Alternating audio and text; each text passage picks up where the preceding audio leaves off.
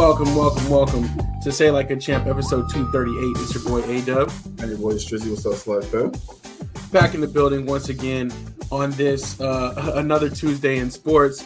We got some slackers in the building already. Want to welcome in Pops. Good evening. We got Kelly here. Hello. In the building. And also Stephanie Washington. What's good? And that was awesome last week, Steph, that you got to be at the Gonzaga game. So you'll have to let us know how that experience was, but thank you for being here with us today. And all you slackers out there, we appreciate you, holding it down with us each and every Tuesday so we can get together and talk sports right quick. But before we do, Strizzy, what's good? Well, not much, man, not much. Been putting out these videos lately. I got a couple of sponsorship deals with companies, stuff like that. So I've been getting these videos out. Nice. So that's always big and fun. Aside from that, man, same old, you know what I'm saying? Work and play, you know what I mean? How about you? Same here. Balancing it out, trying to make it happen, of course. But just time is going by fast. That's my biggest thing right now. I can't believe it's already this far into March. Yep. First quarter basically wrapped up. So you know how that saying goes, though. Definitely time has wings. But glad to be able to spend some with you, my brother. And also, rest in peace to the Dragon Ball Z creator. I know. That was really sad, but I seen your shirt, so repping for him. Yeah, man. You know what's funny? I take a quick second. I think last week we usually ask at the end of the show like if there's anything else, and I kind of skipped on it last week. But a special shout out too for me and other weep heads, for Akira Toriyama, man, because a lot of people ask me when I'm doing my videos all the time, where you come up with this stuff, and a lot of time, I don't really think about it, but that man played a monstrous role in my imagination. A monstrous role in just my start in anime and manga, things of those nature, and my love for anime in general started with Dragon Ball. So and old school games like Chrono Trigger, which a lot of people don't realize, which is an extremely popular RPG game, back in the day too. So that would hurt. I was like, like I said, one of those pioneers for the anime movement. So shout out to him, rest in peace, man, and thank you. Thank you for everything that you did for me, and kept me out of some dark places at times. So I much love to him, and rest in peace and condolences to his family members. Yeah, for sure. Much respect, though. Thank you for sharing that. I'm glad we got that out there, man, because, I meant to talk to you about it, but then your shirt kind of spurred me on. I was like, man, we need to definitely touch on that. So, thank you for that. Want to welcome Grace into the show. Hello, everyone. Happy spring. It is crazy. It's official now. No more Groundhog Days or pushback or anything like that. It's coming. We've been having some weird weather out here, though, like rain, cold, hot, everything. So we'll see when it decides what it wants to do. But let's get this thing rolling. I definitely want to jump into our first topic. And you know what it is. This is kind of our slowdown period where not as much stuff is going on. But we're going to get to it. Definitely some news that we wanted to touch on. So let me just pull up our first topic and we'll jump straight into it. Justin Fields. So Justin Fields was traded to the Steelers. Destined now to be what it seems to be Russell Wilson's backup, traded for a 6th round draft pick. Strizzy, how bad did the Bears mess this situation up, or did they handle it? What do you think of this? And how do you feel about Fields now in the position he is moving forward? I mean, he's definitely in a better position. Obviously, Mike Tomlin's a first ballot Hall of Fame coach. You know what I mean? In my opinion, I think when his time comes to be voted in, he's voted in, right? The dude's voted. He's I'm so hard on coaches because for me, a lot of them get really lucky, right? They inherit good teams, or they come in when the team is on the up and up, and then they kind of push the coach out that they believe someone else could be better in. You know what I mean? And they get that prime spot, you know what I'm saying? And I feel like a lot of coaches nowadays, they don't coach players, right? They don't hold players accountable. And I think one of the greatest coaches in any league, right, with NFL, NBA, soccer, hockey, baseball, is Mike Tomlin. So who better for Fields to kind of learn from and grow from than him? But also going back to the Bears, man, how they handled the situation was horrible. Justin Fields for a 6th round pick. I was looking back a couple of days ago, and this man had two or three games, I think, where he had 4 or 5 touchdown passes, or 4 to 5 total touchdowns in a game. Some crazy games with him and DJ Moore. And that's literally just having one weapon. That was the only weapon he had all year. They didn't run the ball well last year, aside from really him. And the first time they actually gave him something to work with. Something, right? And at spurts, they looked phenomenal, right? Like they look really, really good. So for me, I'm like, you have an opportunity. You just traded for Swift. So you got Swift, who was a phenomenal running back. Obviously going to be the number one guy there, whether or not he's sharing with Rohan Johnson or whatever, whatever. But Swift is amazing. And then you have a chance to keep him and then go out and get even trade up. They could have easily traded back a couple with the first round pick to say Washington, and Washington going to grab Caleb, and they could have still used Marvin Harrison Jr. as well as getting another pick probably, right. down the line too. But you go in and you now they have two tight ends now with Komet, and I'm forgetting the other one they just picked up from Seattle, I believe. Oh, not Seattle, from the Rams. Everett. They picked up Everett as well. So they have Komet. You get Marvin Harrison Jr. You got DJ Morse on the side, and you got Swift. Caleb Williams is coming into a situation that Phil's never got. So the thing that's going to piss me off next year is like, they're going to hear everything about, this was the right choice. Caleb Williams. Well, Justin Fields didn't have that. You know what I mean? Like he didn't come into all these weapons that Justin Fields did. Yeah. So I hope that I hope Justin comes for everybody's neck next year. You know what I mean? Something tells me that something's going to happen where Russ might not get the whole season or something along those lines. But I hope Justin comes for everybody's next year, and somehow they get to play the Bears, and I hope he just tears them up, dog. Because they did not play this well. I think the kid's going to do really, really well, and he couldn't have asked for a better coach considering the ones that he's had. Yeah, I agree. Like the situation is not bad to land in. Yeah. It just does suck that they went out and got Russell Wilson. So I figured they would be out of the field situation. I agree. I thought that too. Yeah.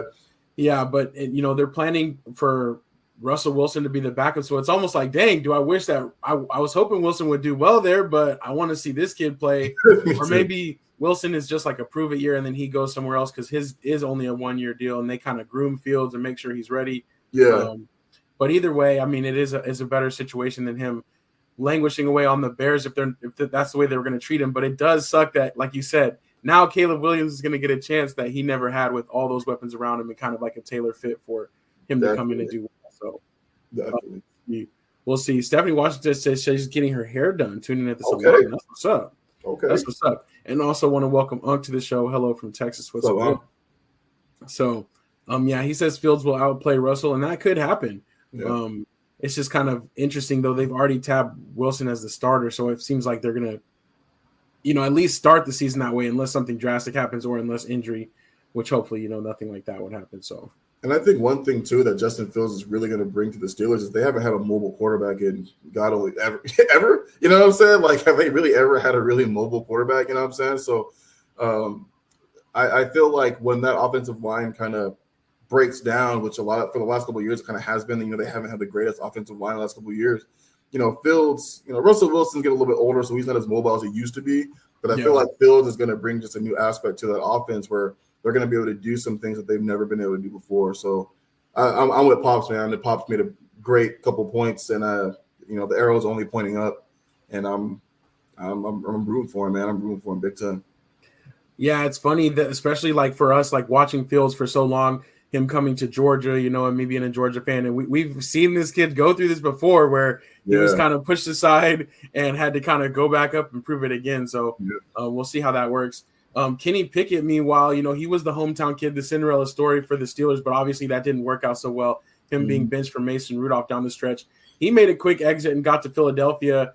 And I kind of like how he handled it too. There was some question about it, but he was like, "Look, like I'm out. Like I don't understand like why or what else he should have done, right? Because it was pretty clear that he wasn't going to have any chance, especially behind both of them. Yeah. So he winds up going to the Eagles as their backup and kind of get a new start there.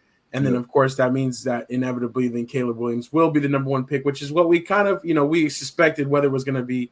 The Bears or somebody else taking it, but we kind of knew that was it. But we'll see how he does.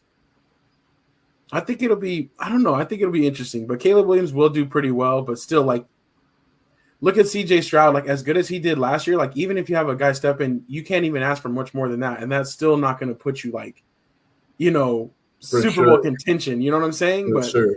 I guess, though, over the next few years. he still has a tough division. You know what I mean? Like that division right now to me is up. You know what I mean? It's in the air. And they talked about playing in the cold. Like this dude's been playing in South Cal for the last couple seasons. So right, it's gonna be different when that Chicago wind starts hitting you. You know what I'm saying? It's nothing nice. It's nothing nice, dog. I've been there in the wintertime. It's horrible, dog. Like especially when they start getting hit. Yeah, like how Fields was. But they're gonna have better protection for him, better weapons for him, better everything apparently. Yep. So we'll see. I did want to jump to some news real quick, but actually Unc mentioned this, so we'll just jump around a little bit. We'll go to Aaron Donald retiring. Unc mentioned that was not expected, and he kind of hinted at it more in last offseason than this offseason, but got his new deal. I just feel like he kind of did his thing, right? He got his Super Bowl, and he was great and dominant. I think he's the type of person that's like, rather than just like keep going and like let my skills slowly decline, like I'm just going to do my thing and just walk away. I respect it though. I think he had a great career, and he's definitely a first ballot Hall of Famer, I would say. Easy. Dog, I saw some kind of like them like respect videos that went out for him, you know what I'm saying? And dog, there were times where this dude is literally not even double team. He's like triple and quadruple team. He's like the entire offensive line trying to hold this man back. You know what I mean? And absolute monster. There's not much you can ask more from a defensive tackle, a defensive end than what the Rams have asked of him to do. Like you said, first ballot, easy. And I like this. He's only 32 years old. And he's made plenty of money. Exactly. Made tons of money. Got a Super Bowl ring. He's got plenty of his resume is extensive. You know what I mean? Right. Resume is extensive. So I'm happy for him. You know what I mean? Don't continue to beat yourself up. We know CTE is a big thing in the NFL, especially amongst the defensive players. So I like it. I'd love to see some rest of defensive players kind of follow suit. Get your years in, get your money, try to get that ring that so many people don't get, and then get out early. You know what I mean? It's unfortunately we've seen some great players, man. RIP to a lot of them, but even guys like Luke Kuechly, who had a phenomenal career and a short career, who didn't even get a full one, but decided to get out for a lot of the same things. So I'm happy for him, man. Hall of Fame career, man. Hall of Fame player. He's great. Yeah, most definitely. Pop says great player, but his play was declining. He wasn't going to play at a lesser level. Facts. I agree with that. Stephanie Washington mentions Van Der Esch, and that's the other guy I definitely wanted to mention on here. Another one of those great players, I really always loved him, especially out of Boise State. Watching, we Pops and I were kind of aware of him in college. He came to the Cowboys and did his thing like right away. But another person who he retired a little bit early. The Cowboys actually released him earlier last week, and then he went on to retire. But I think it was just for the money management or whatever. That was better for them to release him. But they knew it was kind of coming to this. It was all the way back in the 49ers game of last year, which I think was like week 5 or 6, that he injured his neck again and hadn't been able to get back healthy since. But he dealt with injuries like coming into his career, but lasted 7 seasons. But he was a great Cowboy, even though it was a quick one. It was almost like Sean Lee over again, like right back to back. With that type of a player and that type of an injury situation. So definitely sad. One of those guys, man, who's just so incredibly intelligent. You know what I mean? Like whether or not he was the most athletic on the field, he was just so smart. You know what I mean? So it made him a force to be reckoned with, dude. So again, it's like you said, it's like 7 seasons. Like that's a short career, but it's smart to just kind of get out while you can, man. Like the NFL is so brutal nowadays. You know what I mean? Yeah, most definitely. And they're just going to demand more and more of you. So exactly. But one cool thing definitely about Van Der Esch is he actually, when he started playing football, he played in the 8-man football league because he was like from Iowa, where they didn't have enough people to like put on the whole team. Like his high school didn't have enough people to play football. So that was pretty cool. He was used to covering a lot of space. Yeah. That's tight. I want to get into some of the more notable signings in what I'm calling is kind of like wave 2, round 2 of free agency. But we got a ton of guys here. The Chargers definitely letting everybody go. But there's a few I don't have on here too that I did want to mention. But My biggest one, I'll jump out there like of this kind of round 2 since we talked last, is definitely Marquise Brown to the Chiefs. I think that gives them obviously the weapon they need. All last year we kept saying over and over and over, like they don't have a receiver they can rely on. Rice did his thing, but that wasn't enough. Now they got a guy that can kind of play that Tyreek Hill-ish role. And he's definitely a proven veteran. So I really like that. What did you think of that move and some of the others on there? Yeah, I really liked it too. I think they get kind of the speedy receiver back that they that they've missed. I think obviously I watched him when he was at Baltimore. I watched him when he was in Arizona. His only critique that I give him is that he leads the league in drops year after year. You know what I mean? And so did the Chiefs last year, right? Yeah. Their wide receiver core was like all drops. Yeah. So I mean. I feel like as long as Patrick ain't slinging it to him too hard, what I'm saying? Kind of sad to say when you're a professional wide receiver, but I mean everything else there is great, man. Like that's a huge pickup for them. Like you said, it's a veteran receiver. It's a really, really good receiver. As long as he can hold on to the ball, man, they're already looking like the number ones to repeat again. You know what I'm saying? So, shouts out for going out and got the dude. And I heard too that he actually took a lot less money to go there. Like. For him, he said he was blessed enough to have made a bunch of money, and right now for him, it's all about winning. So he wants to win. So I thought that was pretty cool too. Like anytime someone can put their pride aside, take less money, I mean, that's a big deal to me. Yeah, and exactly. No, I agree with that. And not only putting your pride aside, but also like handling your business when you're coming up through the ranks to like get to those money and not spend it and waste it. Like some guys are at this point in their career, like 4 or 5 years in, like thinking like, oh, this is gonna be forever, and like going check to check, crazy, like. I really think that it's cool that he was able to do that and make a decision where he can kind of flourish. We'll see. Yeah. I thought it was interesting the Jets doing some shopping, getting some weapons for Aaron Rodgers to kind of reboot and go out and hit for his second time, grabbing Mike Williams from the Chargers and then also signing Tyron Smith from the Cowboys. I'm surprised Tyron Smith got so much money. He was not interested in taking a hometown discount apparently to stay, but it is going to be weird to see him in a different uniform. Yeah. I just hope he can stay healthy, but I think that was the thing is the Cowboys are like we've seen it firsthand, like big time. I think that's the only thing. It's just his health. It's hard to pay a guy. You know what I mean? Regardless of how good he is when he's healthy, it's like if you miss half the season, it's like right. Take that discount. We love to keep it, but take that discount. You know what I mean? But he's like, nah, I'm thinking about him to get paid. Yeah, he's like, I'm gonna make it happen. The Bears grabbing Keenan Allen, I really do like that. I loved it too, man. That's crazy. They're gonna have him across from your boy DJ Moore, and they're probably still gonna get a rookie, whether it's that kid from Washington or if they end up getting Marvin Harrison Jr. They're gonna get another receiver probably in the draft too. So yeah, they still have a really high draft pick. The number one pick is the Panthers pick. You know what I'm saying? So they still have their pick. I'd use that to move up. Keenan Allen is a phenomenal slot receiver. You know what I'm saying? So you throw him in the slot and you put, Marvin Harrison Jr. on the outside, like I think it's great. Not to mention Keenan Allen can pretty much play wherever, but yeah, like I said, man, this Caleb Williams is coming into a ton of weapons, man. Like he's coming into a ton of weapons. Yeah, most definitely. I think it's gonna be interesting to see, and I think he will do well, but it's like how much, how well can he do in that situation? We'll see. Yeah. I did think it was cool. Eric Kendricks. Was long time with the Vikings and a couple years with the Chargers, is coming to the Cowboys. He had originally signed or agreed to terms with the 49ers when we were on last week, but he kind of changed his mind and decided to go with Mike Zimmer, which is encouraging for me. The Cowboys actually making a move, but also them being able to get a linebacker that's going to kind of help know that defense that they're going to play, the new defense of Mike Zimmer. So that'll be cool. Yeah. And Cowboys also did restructure Dak's contract, but didn't save a lot of money and didn't add years. So we'll see. It's still kind of a make it or break it year from upcoming this year. The other one I thought of, or I forgot to put on here, but was Snead from the Chiefs. He did get traded after getting the franchise tag to the Giants. What did you think about that one? I didn't see that. I didn't see that one. That's a big one. Giants look like they're definitely going after some defense, which is weird to me because they have no receivers. They lost Saquon, and in my opinion, Daniel Jones is trash. Sorry, man, I can't tell you. He's just so bad to me, dog. But you know what I mean. But I feel like they're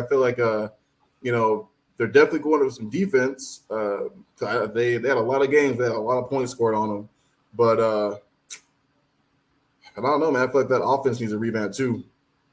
Yeah, it does for sure. They haven't done that much in the offensive department.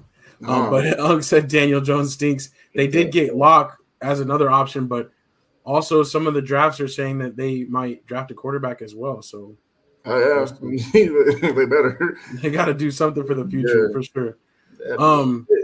Ugg saying Marvin Harrison Jr. will get drafted by the Cardinals. I could see that if the Cardinals stick at that number 4 spot. Yeah, that's where I think he's going if they don't trade up for him, or if the Bears don't trade up for him. Right, or because we'll see. I don't know. A lot of people have the top 3 picks going quarterback, but I think we should do another mock draft. We want to do like a collective one or do our own little predictions, but we'll have to do something. That'll be in about a month. Oh, yeah. So we'll have to do that. But we'll continue to see kind of some of these different little storylines as we go through the NFL free agency. But let's see. Let's keep it moving on that. I think, I did want to talk about the Final Four, March Madness. We did redo the brackets. So on Yahoo, you guys should have gotten an invite, but also you can go on there and join our bracket to do that. And I got to make sure I do mine. Honestly, I don't really know. Like, we have the number 1 seeds up here, and I think UConn might be back. I think Purdue, they have that big man that was a unanimous All-American. Like, he's legit. But all of these teams we've seen kind of falter through the years or through this year. Yep. And like it's all not of these been the same the last like 3 or 4 years, dog. Like it's weird. It's definitely weird.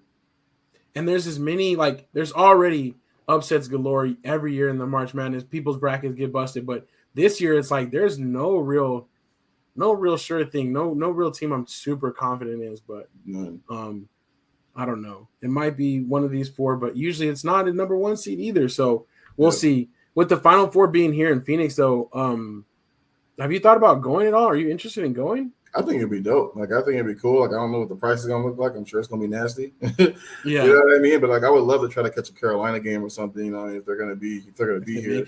Yeah, it's gonna be. So, that'd be really dope. That'd be dope. I don't think Purdue is gonna make it past the 8. I don't think they're gonna make it past the 8. I think they're gonna be one of the ones to get bounced early.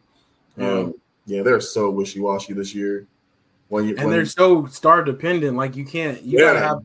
It's weird how like the teams that play really good team ball end up doing well. You have to have stars to kind of elevate, but you have to have like a good solid team. Yep. And I don't know. That's why I'm like, it could be anybody this year for sure. But yeah, it'll be that Final Four game. Actually, my boy A1 and I got to go when they came last time. Shoot, I can't believe it's been some years now.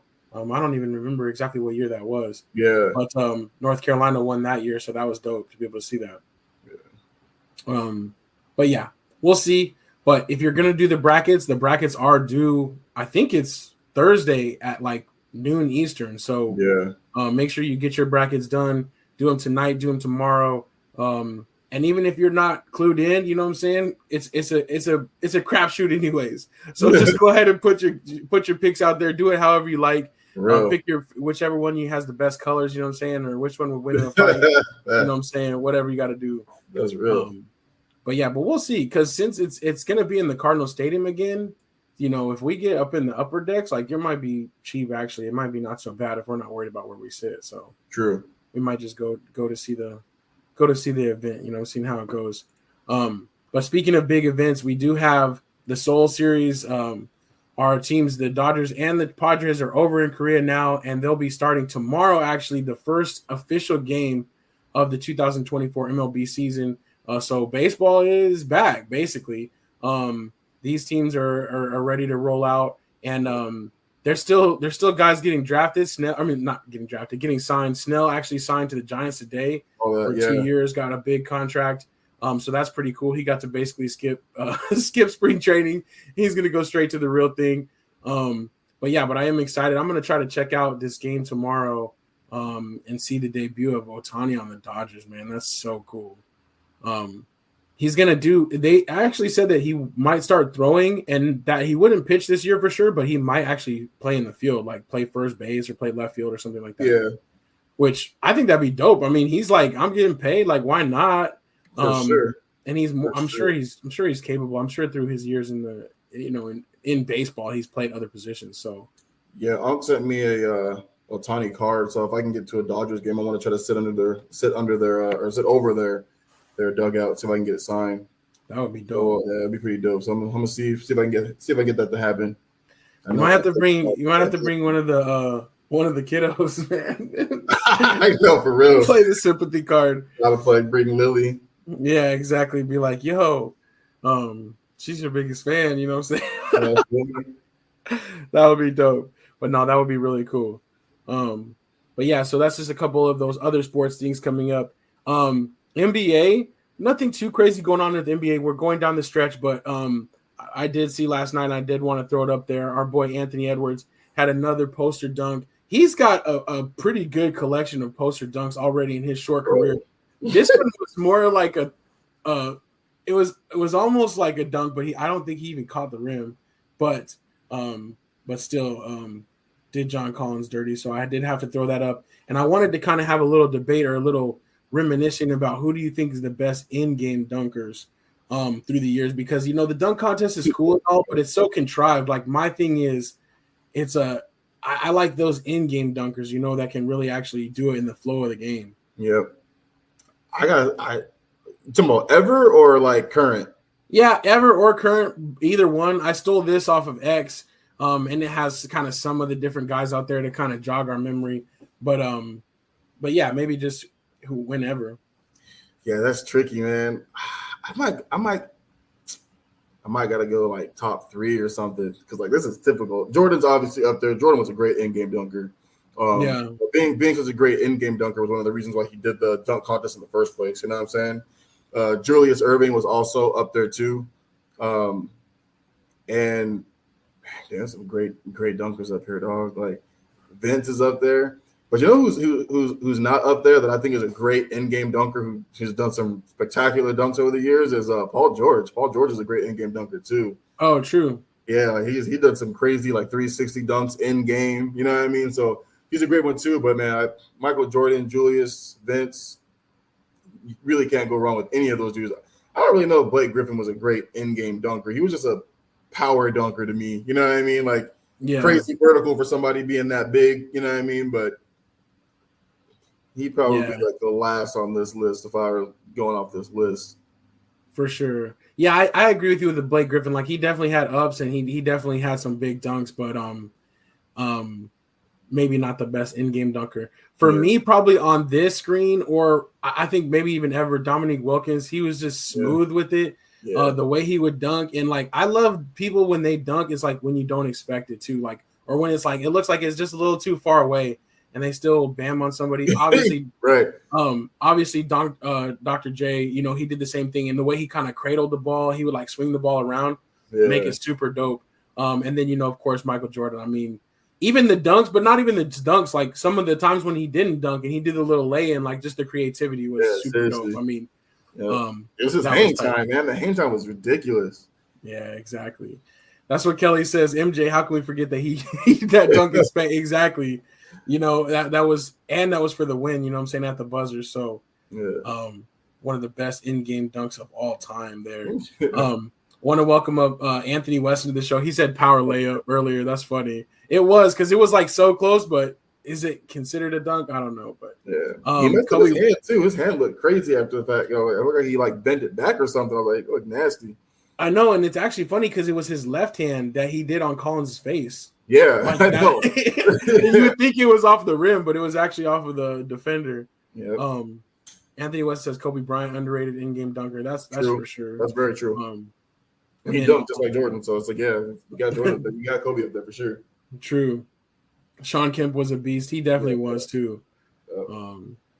He was dope. Another one too, even though Anthony West says Shaq, he was dope because he would dunk on people too, but his power made it not the same. But he was a great dunker, obviously. But also DeAndre Jordan, even though he's so big, like he had some big dunks, like he would go up for the alley-oops. He's one of those dudes that you just don't expect to be like, because he's just so big. You know what I mean? It's like Dwight. You know what I mean? Like Dwight was a crazy dunker too. True. You don't expect it from dudes that big, but yeah, that's true. That's good stuff, though. So I definitely wanted to just kind of to bring that out a little bit, but I think that's all we pretty much have. some different things going on, NASCAR, golf. Conor McGregor is supposed to fight again. Apparently, he's supposed to be coming back to the UFC. Yeah. Do you have any interest in that, or are you done with McGregor? Is that kind of over? I'd love to see him fight one more to kind of see what he has left. I sometimes see, like, when you play a professional sport in any profession, right? When you're gone too long, the sport passes you by. You know what I'm saying? Like, so when you go in, when you're gone that long, and funny enough, like, the dude was on steroids for so long for this movie. Like, so, like, I know he's been off of him for a little while. He's kind of cycled down. Yeah, he's definitely shrunk down a little bit, and he's got to be off for a little while just to be able to fight again in general. But, like, there's so many dudes now that, like, if you were to come back and fight, 6-7 years ago, like, they have no chance. But, like, right now, like, I just feel like he's getting his ass beat. You know what I mean? Like, this fight's a little bit different because he's fighting somebody who's also been away from for a while. But I don't know, man. It's gonna be for him to make a comeback. I don't think so. Yeah, I kind of feel you. Like, it feels like it's just a money grab. Yeah. Obviously, you still want to see if he's got it, but I hate to say it, but it reminds me of, like, the Anderson Silva days at the end, where it's like he's still doing another fight. It's like, don't do that. And McGregor wasn't even as skilled and talented as a guy like that, So for him, a very big game. Yeah, exactly. So that one's tough for me, but I'm still trying to find my way back on UFC, man. I just kind of lost touch with some of the fighters. I know they still have a lot of talented fighters, and when I watch it, I'm like, okay, that's what's up. But I need to get hooked onto a guy to follow again, because all of my guys are come and gone. It happens too fast, like the cycle. Dude, I'm telling you, bro. Like, you really got to stay on it to kind of see, like you said, like, to see who's kind of up and coming and who's, who you kind of, like, fall in love with again. You know what I'm saying? Because I'm with you. I started on the same time you started, and a lot of my guys are basically out now. You know what I mean? GC's been out for many years. John Jones came back, fought once. Now we kind of sitting again. We're waiting for that to come back. You know what I mean? And Francis Ngannou has been trying to boxing. It ain't working out. It's not working out for him. Not at all. Sean O'Malley, he's cool. He's great. Like, he's one of my favorite players right now. And he fights out of Arizona, so he's always around. He's really good too. I'm trying to think of another one that I really, really like. I feel like as soon as we exit the show, like 4 or 5 fighters gonna come to mind. But he's somebody that I really, really like watching fight. Obviously, Izzy's a great fighter. I think he got bored. You know what I mean? Yeah. Just kind of beat up everybody. Slow down. Can't wait to see him come back. But yeah, it's gotta find a guy that you really, really like, and man, you'll get back into it. Yeah, for sure. And boxing, I am excited for some boxing matches, but it's just not the same over there. Ryan Garcia acting crazy, but we don't have time for that one this time. We'll have to talk about that a little bit more before he actually fights, if he does. Right. But good stuff. We'll keep moving on it. But yeah, as of tomorrow, don't forget, if you're into that opening night baseball, they're going to be over there in Korea representing and actually playing real regular season games. So that'll be cool. And then next week we'll have our own opening day here on the stateside. So lots to look forward to for baseball. Baseball's back, and we got our new insider Strizzy to talk to us all about that as well. So so I'm excited. I'm excited for a new season in baseball, but definitely next week we'll have to make some early World Series predictions or something like that to kind of kick it off like we always do. But until then, we're going to keep it moving. We will see y'all next week. And definitely shout out to our brother, Matt Marcus. He couldn't be with us tonight, but he's always with us in everything he does, and he supports us so much. So big shout out and much love to our brother there. And we will be out of here. But for now, that was episode 238 of Say Like a Champ. It's your boy A-Dub. And your boy Strizzy. Thanks for listening to Say Like a Champ. Engage with us on Instagram. Share your thoughts, and you might just be featured on the show. Be sure to subscribe on Apple, Spotify, or wherever you pod so you don't miss next week's episode of Say Like a Champ.